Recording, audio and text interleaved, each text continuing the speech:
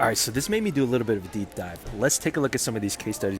So this particular case study, go ahead and check it out yourself. Patient was laid down flat with regular gauze, was applied pressure at the site for about 5 minutes. Patient had a hard time tolerating Trendelenburg, so I'm assuming she probably had a hard time with supine as well. And so they finally sit her up immediately after the 5 minutes.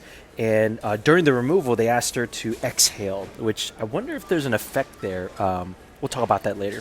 All right, again, same thing. Patient was laid down flat during the removal, was told to hold their breath upon the removal, and then after about 5 minutes of pressure, patient was sat up, and of course, non-occlusive dressing, just regular gauze, was placed, and the patient started to develop symptoms of pulmonary embolism after sitting up. All right, so this is a young 27-year-old who had a CVC. They sat him up and then removed it. The patient was discharged after 30 minutes and then readmitted to the ED for shortness of breath. He said that he had whistling noise during that onset of symptoms. That's crazy. And of course, the non-occlusive dressing was applied. This one is wild.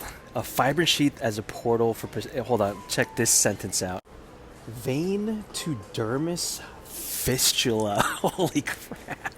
Now, the story goes that the CVC was already poorly placed. Look at that piece of shit placement there. Not even in the SVC.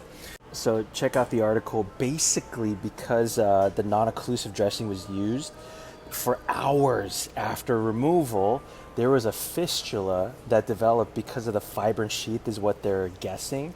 And only until after the occlusive dressing was placed was there an actual closure of that fistula, which is wild. So that's when the hospital implemented a 24 to 72 hour minimum occlusive dressing application. So this is why I prefer laying them down flat and keeping them flat for a whole hour after the removal.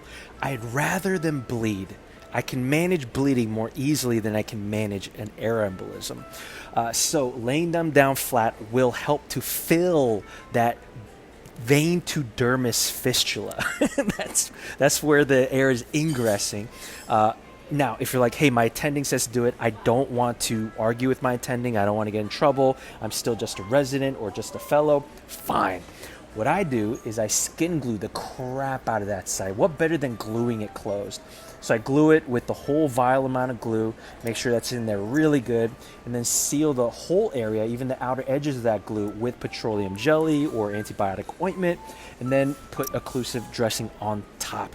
This will really, really ensure that there is no ingress of air, whether they're laying down or sitting up. Again, it doesn't matter as long as the air doesn't go into the veins.